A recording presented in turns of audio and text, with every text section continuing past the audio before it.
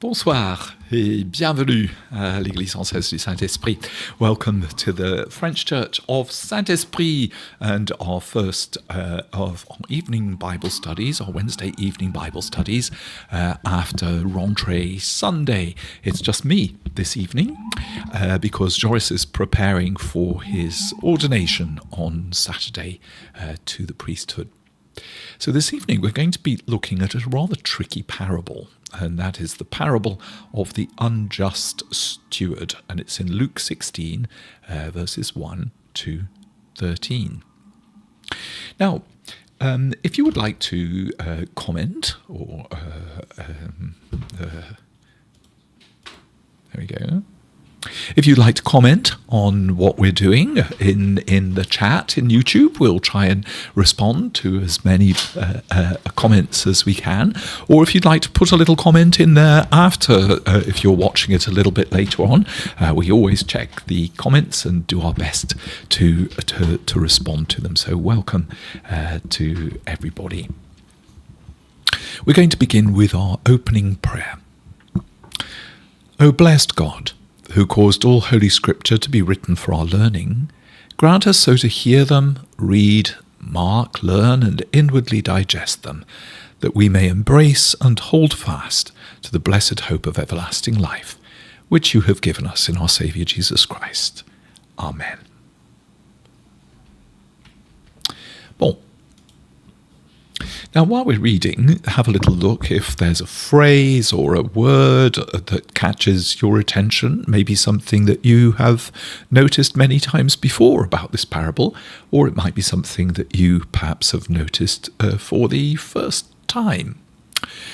And you can put it there in chat if you want to, or just have a little think of it as we explore the parable and see if that insight that you've had into it has changed in any way, or if indeed we've addressed it at all. So here is the parable. It's from Luke chapter 16, verses 1 to 13. Jesus said to the disciples, "There was a rich man who had a manager, and charges were brought to him that this man was squandering his property. So he summoned him and said to him, 'What is this that I hear about you? Give me an accounting of your management, because you cannot be my manager any longer.' Then the manager said to himself, 'What will I do now that my master is taking the position away from me? I'm not strong enough to dig, and I'm ashamed to beg. I've decided what to do, so that when I'm dismissed as manager, people may welcome me into their homes.' So, summoning his master's debtors one by one, he asked the first, 'How much do you owe, my master?' He answered, 100 jugs of olive oil. He said to him, 'Take your bill, sit down quickly, and make it 50. Then he asked another, 'And how much do you owe?' He replied, 100 containers of wheat. He said to him, 'Take your bill, make it 80. And his master commended the dishonest manager because he'd acted shrewdly. For the children of this age are more shrewd in dealing with their own generation than are the children of light. And I tell you, make friends for yourselves by means of dishonest wealth, so that when it's gone, they may welcome you into the eternal homes. Whoever is faithful in a very little is faithful also in much, and whoever is dishonest in a very little is dishonest also in much. If then you've not been faithful with the dishonest wealth, who will entrust you the true riches? And if you've not been faithful with what belongs to another, who will give you what's your own? No slave can serve two masters, for a slave will either hate the one and love the other, or be devoted to the one and despise the other. You cannot serve God and wealth." Here it is in the NFC, the French translation of the Bible that we use in our services. Jésus disait à ses disciples, un homme riche avait un gérant, et l'on vint lui apporter que celui-ci gaspillait ses biens. Le maître l'appela et lui dit « Qu'est-ce que j'apprends à ton sujet ?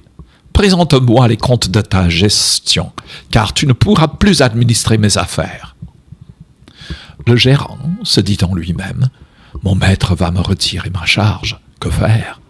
Je ne suis pas assez fort pour travailler la terre et j'aurai honte de mendier. Ah, je sais ce que je vais faire. Et quand j'aurai perdu ma place, des gens me recevront chez eux. » Il fit alors venir un à un tous ceux qui devaient quelque chose à son maître. Il dit au premier « Combien dois-tu à mon maître ?»« 100 tonnes d'huile d'olive, » lui répondit-il. Le gérant lui dit « Voici ton compte, vite, assis-toi et note 50. » Puis il dit à un autre « Et toi, combien dois-tu ?»« 100 sacs de blé, » répondait-il. Le gérant lui dit « Voici ton compte, note 80. » Eh bien, le maître félicita le gérant malhonnête d'avoir agi aussi habilement. En effet, les gens de ce monde sont bien plus habiles dans leur rapport les uns avec les autres que les gens qui appartiennent à la lumière. Et moi, je vous dis, faites-vous des amis avec les riches trompeuses de ce monde, ou les richesses, trompeuses de ce monde, afin qu'au moment où elles n'existeront plus pour vous, on vous reçoive dans les demeures éternelles. Celui qui est digne de confiance dans les petites choses est aussi digne de confiance dans les grandes. Celui qui est malhonnête dans les petites choses est aussi malhonnête dans les grandes. Si donc vous n'avez pas été digne de confiance dans notre façon d'utiliser les richesses trompeuses de ce monde, qui vous confiera les vraies richesses ? Et si vous n'avez pas été digne de confiance pour gérer ce qui appartient aux autres, qui vous donnera ce qui vous revient ? Aucun serviteur ne peut servir 2 maîtres. Ou bien il haïra l'un et aimera l'autre, ou bien il s'attachera à l'un et méprisera l'autre. Vous ne pouvez pas servir Dieu et l'argent. There we are. And here it is in a modern paraphrase version. Welcome, Guillaume, from the Message, Luke chapter 16, verses 1 to 13. Jesus said to his disciples, "There was once a rich man who had a manager. He got reports that the manager had been taking advantage of his position by running up huge personal expenses. So he called him in and said, 'What's this I hear about you? You're fired, and I want a complete audit of your books.' The manager said to himself, 'What am I going to do? I've lost my job as manager. I'm not strong enough for a labouring job, and I'm too proud to beg. I've got a plan. Here's what I'll do. Then, when I'm turned out into the street, people will take me into their houses.' Then he went at it. One after another, he called in the people who were in debt to his master. He said to the first, 'How much do you owe to my master?' He replied, 100 jugs of olive oil. The manager said, 'Here, take your bill. Sit down here, quick now. Write 50. To the next he said, 'And you, what do you owe?' He answered, 100 sacks of wheat. He said, 'Take your bill. Write in 80. Now here's a surprise. The master praised the crooked manager. And why? Because he knew how to look after himself. Streetwise people are smarter in this regard than law-abiding citizens. They're on constant alert, looking for angles, surviving by their wits. I want you to be smart in the same way, but for what is right, using every adversity to stimulate you to creative survival, to concentrate your attention on the bare essentials, so you'll live, really live, and not complacently just get by on good behaviour." Jesus went on to make these comments. If you're honest in small things, you'll be honest in big things. If you're a crook in small things, you'll be a crook in big things. If you're not honest in small jobs, who will put you in charge of the store? No worker can serve two bosses. He'll either hate the first and love the second, or adore the first and despise the second. You can't serve both God and the bank. Well, there we are. What are our first thoughts about this very strange parable, which I think the Message sort of ironed out a bit? I wasn't quite sure about that. It took away a little bit of the ambiguity of it, I think, by introducing a different sentence. That was my initial thought anyway. See where it says, they are on constant alert, fair enough, okay, looking for angles, surviving by their wits. I want you to be smart in the same way, that's okay. But then they put in, but for what is right, using every adversity to stimulate you to creative survival. I think that takes away a little bit of the edge of this parable, because it's not leaving us with the same sort of mystery that the other translations do. If we look back here, for instance, the children of this age are more shrewd in dealing with their own generation than the children of life. Make friends for yourself by means of dishonest wealth. So when it's gone, see, it's the dishonesty is still in there in this translation, but here we've got this little phrase stuck in, but for what is right, which Jesus doesn't actually say in so many words. So it is a difficult Bible passage to interpret, I think. We can't take away from that. The other thing that struck me was, for some reason, I thought that this dishonest steward had only become dishonest when he realised his job was in danger. But Jesus starts the parable by saying there was once a rich man. He got reports that the manager had been taking advantage of his position. So he's already a bit on the stinky side, even before he does this clever trick, which we will explore a bit later on. Anyway, the story has to start somewhere, doesn't it?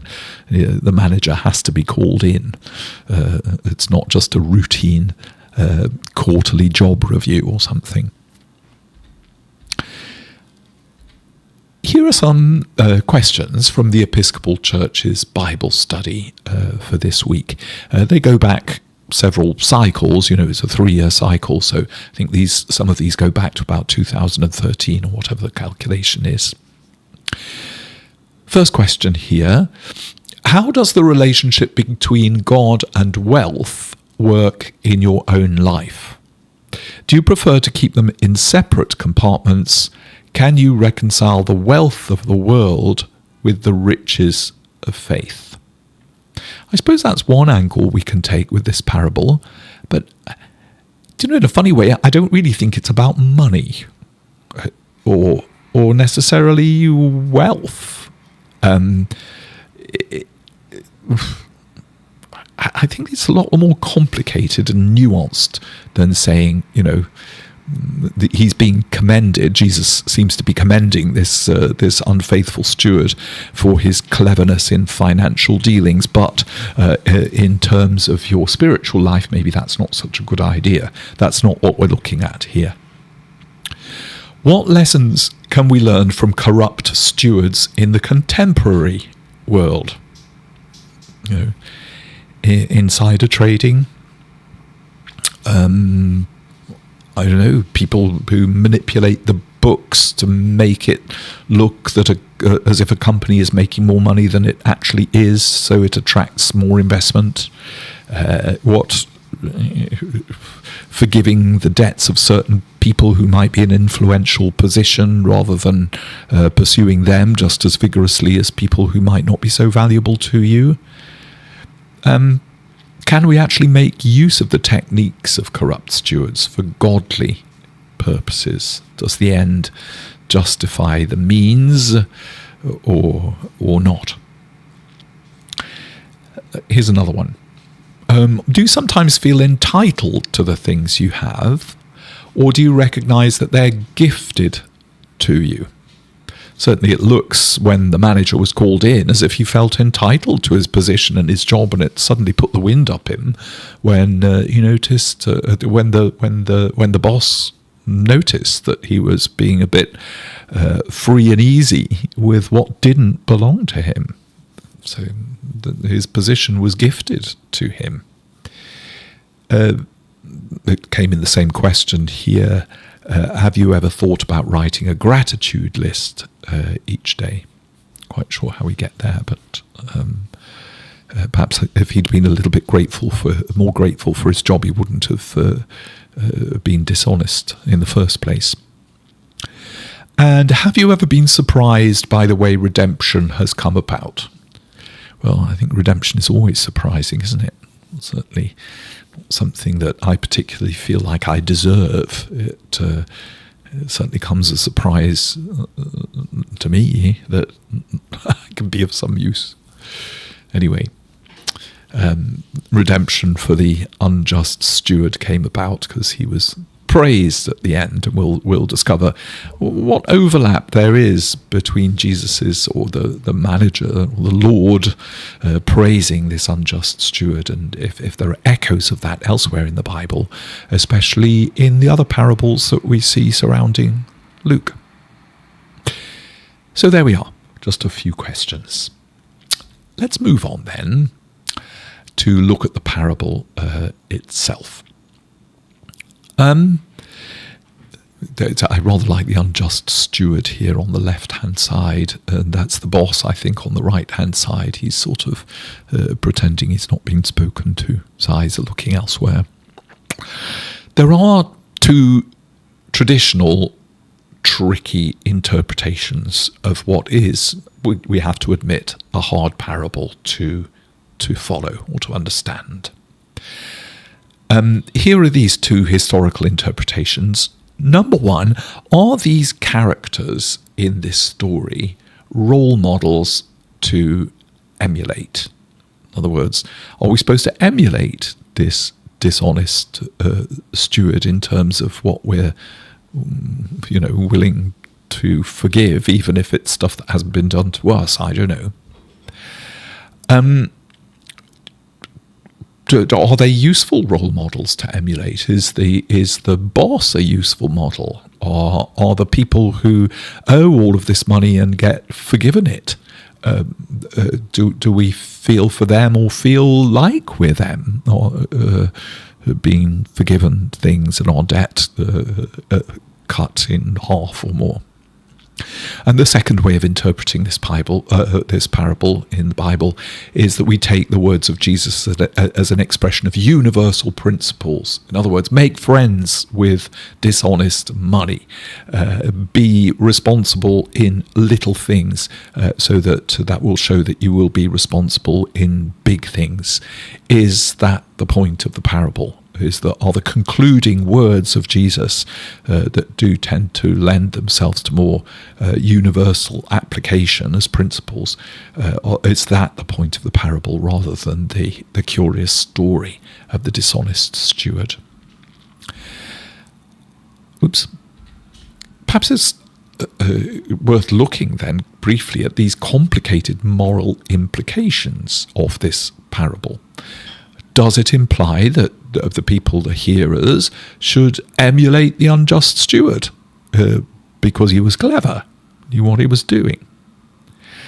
And Jesus seems to be validating this principle of shrewdness anyway by saying, make friends for yourself by means of dishonest wealth, so that when dishonest wealth is gone, the friends that you had when you had it will welcome you into the eternal homes. So, it can be argued that that's probably a good thing to do if you're a wealthy person. Better that than, hoard it up for yourself and be horrible and selfish, so that when you lose it, everybody says, ha, serves you right. So how come this parable seems to invite us to emulate this bad manager, who's characterized in the parable as deriving his behavior from plain injustice? Why? Why does the parable seem to suggest that? Let's look very quickly at parables in the Gospels. It is a very special genre of teaching. It's not unique to Jesus. Other people have done the same thing.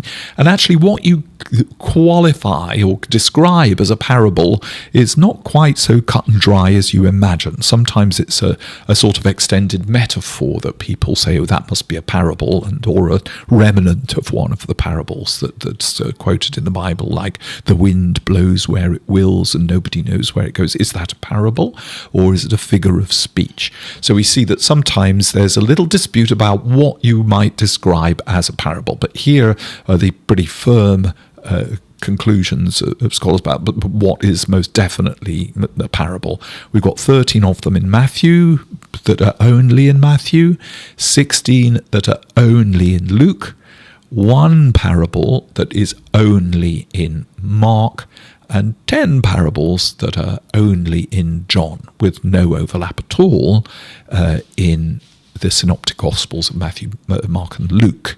There are 9 parables in total that are common to all 3 of the Synoptic Gospels. You can look them up. There are good sites that show you which ones of these are qualified as parables and which ones are not. It can be up to sort of 50-ish, and some people say, no, there's not 50 parables. There's only something like 10, 20, 30 at most. So it's a special genre of teaching. Fundamentally, they're very vivid stories. They draw on everyday images, and the idea of them is that they actually seduce the hearers into adopting an initial position. They're thinking, oh, that's the baddie, this is the goodie. I'm clear about where this story is going. Thank you very much for letting me know. But then the parable is going to subvert our initial impression and make us rethink everybody's position and think, oh, there's more to this than meets the eye. It forces a revision of our thinking. It brings out a sort of new reality that we hadn't noticed before from a new perspective. And there is no clear overlap between the teller of the parable and the characters that are evoked in it. We're tempted to say, which one's God? Which one's the evil one? But parables leave us a little bit open there, and we've got to take that seriously when we read them and preach about them. And why are they called parables anyway? Well, because they're parabolic. They don't take a straight line. It's like throwing a stone up in the air in order to hit something that is right in front of you. It takes a parabolic arc before it comes thundering back to earth and hits the spot from an unexpected direction. That's why they're called parables rather than, nice little stories of some sort. So let's look at the context of this parable then. It's addressed to the disciples, first and foremost, but the Pharisees seem to be overhearing what's going on as well. So it's not addressed directly to the Pharisees, which we can see in some of the other parables that surround this one. It's addressed to the disciples, which might make a slight difference on how you might interpret it. Especially as being, be wise and cunning with what you've got, so that you can make friends. It's a question about how you handle God's blessings, how you handle God's teachings. Disciples are being initiated into this. And it follows on from these parables about God's mercy, the joy of finding something lost. We hear about the lost sheep, which we heard about last Sunday. We hear about the lost coin. And the parable of the prodigal son is skipped over in the lectionary. It appears, I think, in Lent, but in the cycle, as we read through Luke's Gospel in Year C, the parable of the prodigal son is skipped over in the lectionary, and we come straight to this parable of the dishonest steward. But it's important to remember these lost things then: the lost sheep, the lost coin, the lost son, the prodigal son. We'll come back to why that's important in a bit. And this parable suspends itself. It doesn't resolve whether everybody was successful in their pleading. Did Did he keep his job in the end, or did the boss say, well done, that was pretty clever, but still I can't trust you, and go and have fun with your new friends that you've swindled me out of what they owed. So it leaves us pondering. It doesn't have a firm conclusion here. So it's a new story, this one, about this unjust manager, but let's see how it overlaps a little bit with the parable of the prodigal son. The prodigal son doesn't use his inherited property that he's acquired from his father in a very proper fashion. He goes off and spends it, squanders it and ends up eating pig husks. Not pig husks, husks that are fed to the pigs. This property has been acquired by somebody else as well. It's the master's property that this unjust manager is messing with. So there's an overlap here between these two things, and the overlap is clear in the Greek verb. It's been acquired, this property. Give me what is owed to me. We've got lots of similar vocabulary running between these two stories. And these misappropriations there, the misuse of the inheritance by the prodigal son, the misappropriation of funds by the manager, has created severe crises, not just for the prodigal son, but for the manager as well. And I dare say of the father, crisis of the father, and a crisis certainly for the boss, for discovering that his manager has been messing with the funds. So these two stories, the prodigal son and the story about the unjust manager, play out against these distinct social institutions that we can see going on here. The patriarchal family, in the case of the prodigal son, and the broker, which is the manager here in this patron-client system. We're going to discover a little bit more about that in a moment. So there are power dynamics that are very much to do with the social institution of the family and the social institution of the way people did business in first century Palestine. In both of these stories, the characters that are at work here are subverting these codes of honour and shame, which were very powerful all over the ancient world, including here in Palestine. The prodigal son does something pretty radical. He rejects his ancestral heritage. He rejects his Jewish identity. He ends up feeding the swine. He refuses to inherit his share of the promised land. He squanders it in a foreign country. So this is really undermining what was expected of a decent son at the time. This is shameful, what's happened. He's lost the family honour. And that's not just the prodigal son that violates the honour and shame codes. It's also the father. He celebrates this libertine's return at the end of the parable of the prodigal son. Now, the manager's situation is slightly different here, and Jewish identity doesn't seem to be at stake. There's no overtone there as there is with the prodigal son story, and the characters of this unjust steward might not even be Jewish. But the issue at stake here is social acceptability. This code was common to various different cultures in the ancient Near East, so that the patron, the boss, and the clients have an intermediary between them, because the patron and the clients that use the patron's services are socially unequal. They didn't deal with each other directly.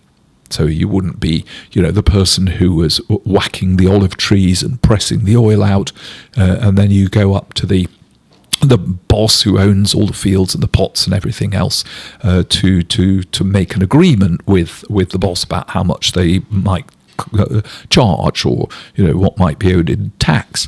This is all the steward's job. He keeps a wedge there between the big boss and the clients that are using the big boss's services. A broker. So the manager of our story is a broker between this rich man and the debtors. And this issue with him is that without that position as a broker, which is a respectable enough position, he's going to lose face. He will be a dishonest broker.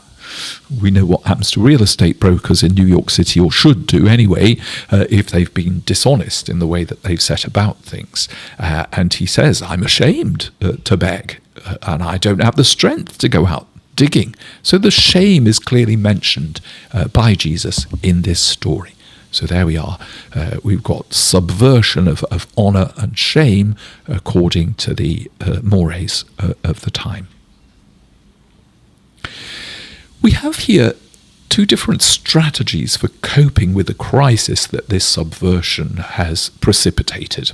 The prodigal son actually returns to his father and he says, I'm going to become your indentured servant. So he actually redresses this honour and shame by making himself indebted to his father to make things right again. What the manager does is makes his master's clients indebted to him. So he says, forget the master for a minute. I will fix it for you. The broker says, let me cut this down. Nobody need know. It's between you and me. The master isn't going to come after you. So let's make it 10 instead of 100. And by so doing, he makes the master's clients complicitous in deceiving the patron.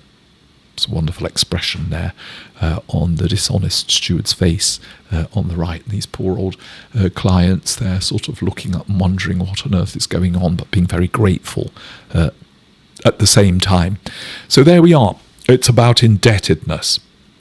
And the dishonest steward is making these clients of the master indebted to the dishonest steward.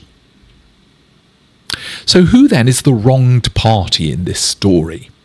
Is it the master? Would seem to be, sort of.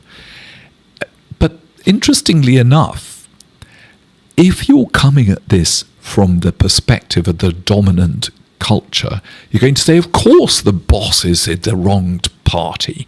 This broker has sort of done the boss out of what's right, the riches and wealth that are rightly his.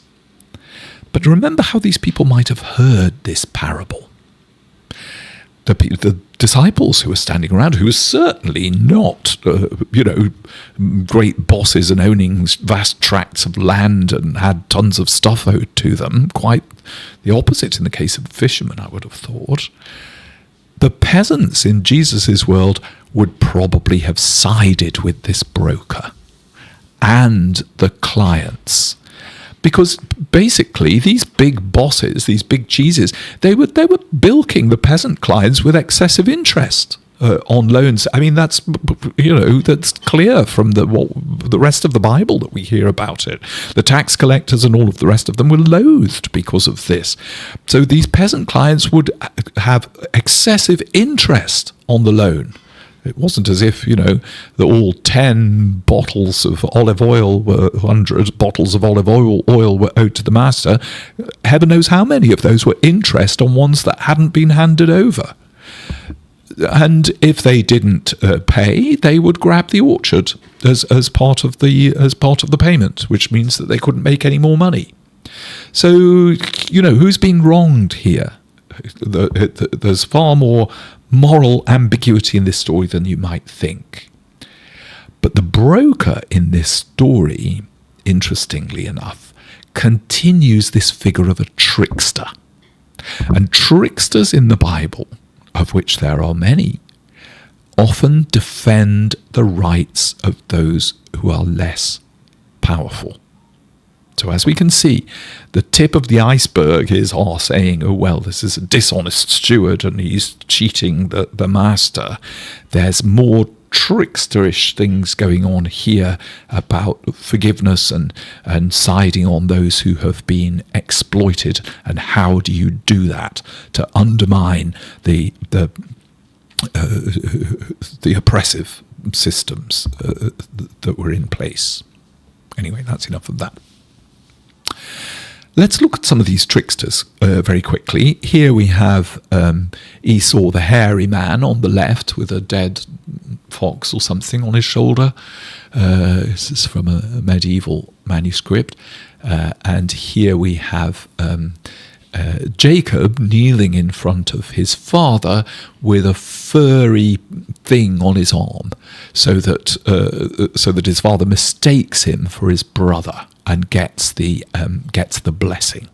So he's this trickster who'd also tricked Esau out of his birthright by offering a pot of red lentil stew when he came in hungry from the hunt, also gets his father's blessing through a trick. So through that, trickster Jacob, dishonest Jacob, if that's what we want to call him, ends up becoming the patriarch of the chosen people by using a similar trick. We could also read the story of Tamar. The background details of this you can read in Genesis 38, but basically she was a widow. Her first husband had died. His name was He displeased God and had been slain, and then she was married to Er's brother, whose name was Onan. You might be familiar with that story. He was supposed to give Tamar a child, but he performed sex, but without. Well, let's not get into it right here. She was deceived, basically, by Onan. So what she does is she dresses up as a trickster, as a prostitute. Here she is, rather coy there, by Horace Vernet, 1840, with her face disguised and her leg exposed, seducing Judah here, who was supposed to have given her a child according to the law, but had refused. So Judah thinks he's having relations with a lady of the wayside, but it's actually Tamar, and she gives birth to rightfully to a son, who now becomes the inheritor of the fortune that and Onan were trying to trick her out of. And Judah now says, she is more righteous than I. So the trickster wins. We also hear another story. This is the story of Rahab, not only in the Old Testament, we hear about it in Joshua chapter 2, but it's quoted also in Hebrews and in James, where she's held up as an exemplary of the faith. This is James Tissot, and the person who put this up helpfully says that Rahab is in the centre, as if there was any doubt that the other two were the spies. I thought that was a bit funny, really. So she lied to protect the Israelite spies, and hid them, basically, leading to the Israelites' victory. And she's celebrated, thanks to her tricksterism, as an ancestor of King David. She's a Canaanite as well. She's not a Jew, a Hebrew, and she's quoted by Luke, I think, or is it Matthew? I think it's Matthew, as the ancestor of Jesus himself. And here we have Jael in this wonderful Limoges enamel plaque, in the act of hammering a tent peg through Jael's head, through Sisera's head. So she invites him into her tent, gives him a nice comfortable place to lie down and recover from the battle for a minute, and when he falls asleep, she kills him in a rather grisly fashion. And then Deborah, the judge, sings, "Most blessed of women be Jael." There she is, another one of the tricksters, who turns out to be on the side of righteousness and praised by the Bible. So that means that we can have a more careful look, now we've got it in that context, at how Jesus characterizes the broker. Is he characterizing him, this broker, as a jolly trickster in the line of some of these people? Is the parable intended to conjure up some of those stories and make us think twice and three times about what's good and what's bad and how this all works out in this story? The English translation of the Bible use an adjective to characterize the manager as the unjust, dishonest steward or manager. And in Greek, we have this little expression to describe him, oikonomos tis adikias, the manager of unrighteousness. So he's managing unrighteousness, not simply he's an unjust manager. It's as if he's describing his character with an adjective, adikos. But instead, Luke uses a genitive, a possessive, an origin of source, the person who manages unrighteousness. That makes a big difference to the story. Very difficult to translate into English or into French, this genitive of origin or genitive of source, but there it is anyway for what it's worth. I don't know why this has happened here. It seems as if some of our... now that's bad, because I'm missing some slides here. What's happened? Let me see. No. It seems as if this was opened before I finished it. I'm terribly sorry, but I'm going to have to close it for a moment. I'm going to exit the full screen, and I'm going to go back to the bonjour, au revoir, and then we will come back when I've found it. It shouldn't take me too long, I don't think. Here we go. I reshared it. And it should be here somewhere. Slideshow. Okay. Wait a minute. Sorry about this. Let's see if we can find it. Here we go. Luke 16. The unjust steward. All right. Okay, we got to about here. Good. I found it. Okay. We can now make this go to a slideshow. View slideshow. We're still warming up. There we go. Okay, and now I'm going to go back to the slide show presentation. Here, this is what we've just covered. So this whole business about the oikonomos tiadikias, the manager of unrighteousness. Good. So what are the implications of this adikias, the unrighteousness?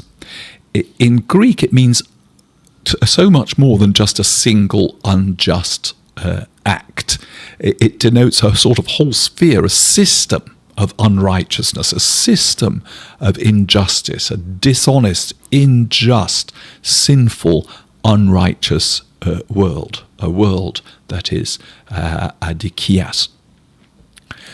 So by saying manager of unrighteousness, it's implying that his identity, his livelihood, is rooted in that system of unrighteousness.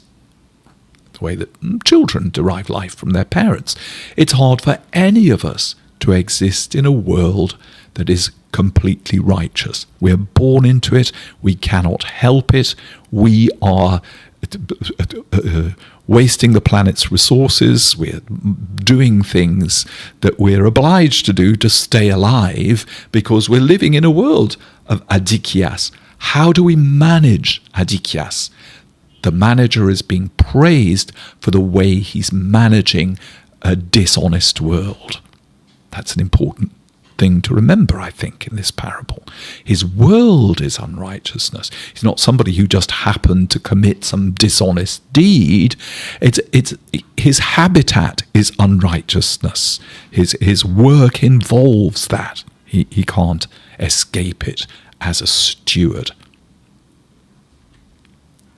So why does this matter in the Bible?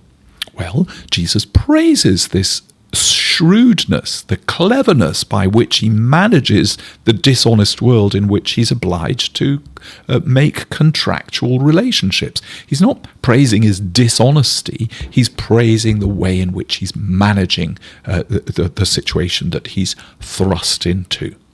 And this is something that is noticed in the parable. So the contrast is very clear then. The children of this age are those of us, all of us, who live in the realm of unrighteousness. And if we know that and we're aware of it, we can manage it in a very shrewd way, as wise as serpents, says Jesus elsewhere. But the children of light ultimately don't belong to this realm of dishonesty. Their life, their light comes from God's truth. But because we're living in this adikias world, we have to learn to be just as wise in navigating it as the children of this age. So in other words, what Jesus is doing is urging his followers, if even those people who are rooted in this world of unrighteousness and make their living from it and their profit from it, can act very securely and shrewdly to guarantee their future, you, as children of light, must be wise in preparing for God's kingdom. You must be wise or wiser in dealing with the eternal God's truth as children of light than the children of this age are in manipulating and negotiating their way through the world of unrighteousness. I hope that makes sense. So here's a rereading of the story as we're drawing to a bit of a close. The character who's the boss is called Kyrios, the Lord, who is now praising this manager who has, derived his way of life from the very beginning, from the injustice of the system. And he's saying, well done, I'm a pretty good manager myself, actually, as the Lord. I've managed my affairs pretty well. My one mistake perhaps was employing somebody as clever as I am at exploiting things and getting their way out of trouble. So, well done. Takes one to know one, sort of thing.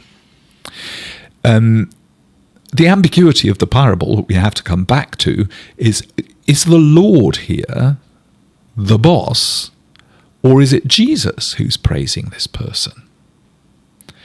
Luther, in fact, says Jesus is this Lord of the parable, and the praise of the manager is a direct praise of the manager's shrewdness, his astuce, his cleverness in dealing with the situation that has suddenly come upon him.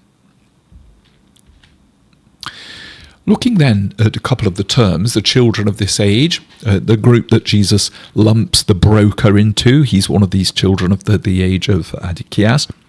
The children of this age derive their living from this realm that's in conflict with God's realm, as we've already explained.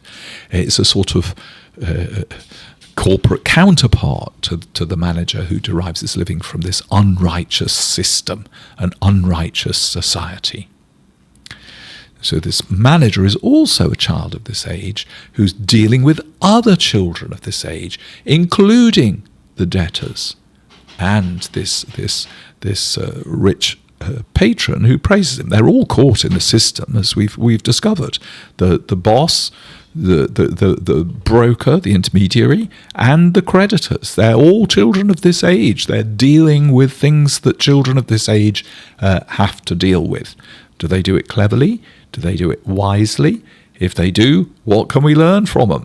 And we've got to be as clever, wise and astute in dealing with righteousness as children of light, as the children of this age are in dealing with the world in which they live and the world to which they belong. And Jesus opposes these two realms. And he plays all of those people, the boss, the broker, the clients, he lumps them all together, and he plays them off against the children of light. And in chapter 16, verses 9 to 13, he reiterates the incompatibility of the realm of the children of this age and the realm of the children of light. So the realm of unrighteous mammon is not reconcilable with God's realm. Therefore, it's impossible to serve both. It's impossible for the rich patron to serve God because he serves mammon. He's trapped in the system. He doesn't want to escape. He wants to make more money. He wants to get rid of an unjust steward who's doing him out of the interest and screwing the poor for everything that they're worth. He wants to get rid of him. And this sort of undermines this patron's praise of his manager. And it shows that there's something ironic about it, we mentioned. The boss is just as crooked and unrighteous as anybody else in the story. Those clients don't turn around and say, "Oh dear, we can't really do that because if it's found out, we'll lose our honour. We do actually owe 100, so if you don't mind, we'll try and pay it back." The clients are just as astute as the boss and the intermediary. So what do we make then of this strange admonition of Jesus? Make friends by means of unrighteous mammon, so that when it's gone, the friends will receive us into the eternal dwelling. So that Jesus' words are full of irony because of this incompatibility that he's shown off between these two worlds, the children of this age and the children of the light.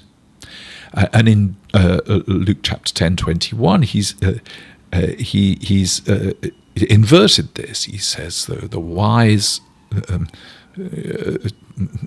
truth is hidden with infants to whom truth is revealed. It's the same irony here. Blessed are you for revealing these things to children and keeping them from the so-called wise of this world. It's the same irony. So these eternal homes also, so that they may welcome you into the eternal homes. It looks like eternal tents. Well, what is an eternal tent? I've just been camping and I wouldn't have wanted to stay in there eternally. I'll tell you. There's nothing eternal about tents. And Jesus' exhortation to make friends with unrighteous mammon means test the strategy of the children of this age. How eternal do you think that those friends and those tents are in comparison with the eternity that is the heritage of the children of light? Here today, gone tomorrow. You can't take it with you, as the saying goes. And there are those further comments of Jesus as well in 16:10-13. Whoever is dishonest in a very little is dishonest also in much. If then you have not been faithful with the dishonest wealth, who is going to entrust you with true riches? And if you've not been faithful with what belongs to somebody else, who's going to give you what's your own? So, in the light of all of those words, it's completely impossible to use the manager as an example for us to imitate. He belongs, this manager does, to the world of adikios, the world of unrighteousness. So we're not going to be imitating him. We're going to praise his cleverness, and we're going to say, well, if he's clever enough to be able to negotiate himself through all of that, we should be even more careful and astute with eternal treasures. That's so we've ended up with a very ironic parable here. The unrighteous and shrewd rich man who clearly values the unrighteousness and the shrewdness of his manager, because it assures him of his dishonesty. And so, he's employed him because he was clever at stuff like that. Why should he be surprised that he's resorted to this sort of trick? The boss himself would have done the same thing, I'm sure, in similar circumstances. So this rich man clearly realizes that he can be as thick as thieves with this manager. The logic of wealth accumulation for the sake of wealth or for your own sake is always going to be a logic of exploitation of other people, whether you're the boss or you're the broker, or in this case, the clients as well, who were happy enough to defraud the boss. So what Jesus is doing then, he's inviting the people who are listening to him to compare this sense of community of the children of this age, who are thick as thieves, they stick together in their dishonesty, and the children of light. We have a companion relationship with the children of light. We shows the destructive and competitive rivalry that you have, this parable does, when you live according to wealth. And what Jesus is doing is inviting us to envision a way to become tricksters in the kingdom of light, just like those people that we looked at earlier on in the Bible. This all sort of unfolds in the story of Lazarus and the rich man. It's all sort of merges together here. The parables are very close in Luke's gospel.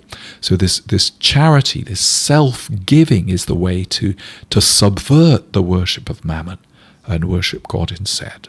We see that story in the story of the saints very often, who were sent, money and food in times of famine to keep themselves alive, but they subverted even charity by giving it to the poor. The famous story of Saint Lawrence, for instance, in Rome, under the persecutions, where the emperor said, "Bring me all the riches of the church so that I can have them." And Saint Lawrence famously turned up in front of the emperor with the poorest citizens of the city. So it's calling us to subvert as cleverly as the children of this age do, in order to worship God instead. And our actions should be just as subversive in that cause as the actions of those who are used to dealing with the world of unrighteousness. So that's why this parable is ironic. It's not straightforward at all. I wanted to finish off now, it's nearly 7:30, with a very famous story that's all to do, I think it's another sort of parable, if you like. And it's about the saint Nonus, who lived in the 4th century, I think, or 5th century. And he and a group of bishops are standing by the side of the road, and all of a sudden, a very famous actress walks by. She's also a dame de petite vertu, I would say, as many of the people were at the same time. She had many strings to her bow, let's just put it that way. So she was not only an actress, but she also entertained gentlemen after the performance, I'm sure. The story goes a bit like this. Adorned in gold and pearls, the beautiful actress Pelagia rides by a gathering of bishops. But the most blessed Nonus gazed after her very intently for a long space of time. And after she'd gone by, he turned round, and he still gazed after her. Then he turned towards the bishops sitting around him and said, "Were you not delighted by such great beauty?" And when they didn't reply, Nonus buried his face on his knees over the Holy Bible which he held in his hands, and all his emotion came out in tears. Sighing deeply, he said again to the bishops, "Were you not delighted by her great beauty?" Still they didn't answer. So Indeed, he said, I was greatly delighted, and her beauty pleased me very much. It's a little scandalous story here. It's a parable coming, isn't it? We think we know who the goodies and the baddies are. You see, said Nonus, God will place her before his awful and tremendous judgment seat, and he will judge her on her gifts, just as he will judge us on our episcopal calling. What do you think, beloved brother bishops? How many hours does this woman spend in her chamber, giving all her mind and attention to adorning herself for the play, in order to lack nothing in beauty and adornment of the body? She wants to please all those who see her, lest those who are her lovers today find her ugly and don't come back tomorrow. Here are we, who have an Almighty Father in heaven, offering us heavenly gifts and rewards. Why do we not adorn ourselves and wash the dirt from our unhappy souls? Why do we let ourselves lie so neglected? So the point of this parable story, vignette about Bishop Nonus, is that here's somebody who is used to dealing cleverly and shrewdly with the standards of this world. She knows which side her bread is buttered. Nonus says, do we? Do we spend as much time and effort and devotion when we, children of the light, are dealing in heavenly gifts and heavenly rewards? Anyway, it's now just a little past 7:30. If you have a question to ask, do pop it into the chat if you'd like to, or afterwards, if you want to make a comment on the video, you'd be very welcome to do that, and we'll look out for it too. But I think that's the end of our little Bible study for this evening. I'm not sure we have a Zoom link this evening. I might try it out, but it's the first one back after our summer break, so we're trying to get back into the swing of things, so that we can come back on our Wednesday groups and have our little chat afterwards. Just a quick reminder too that Joris will be ordained a priest this coming Saturday at the Cathedral of St. John the Divine, so do keep him and the other candidates for the priesthood in your prayers over the next little while. And on Sunday here at Saint-Esprit we'll have a special service when Joris will celebrate communion for the first time at Saint-Esprit, and that's followed by a wonderful reception with a coupe de champagne and some lovely food in the garden afterwards. It's going to be a nice weekend, so we'll be able to be outside for all of those celebrations. Joris will be joining us again next week, and until then I'm going to say thank you so much for joining us. It's nice to be back. As always, I've learned more from this than I always expect to. So thanks again to Joris, who did some of the preparation for this as well, even though he couldn't be with us for the study itself. So, nous prions pour Joris. Merci, Linnea, absolutely. Lovely to see you, Anna, as well, and Guillaume, too. And hope to see you again very soon. Et bonne et bénie nuit. Good night. We'll see you all again very soon. Thanks for joining us. God bless, and cheerio for now.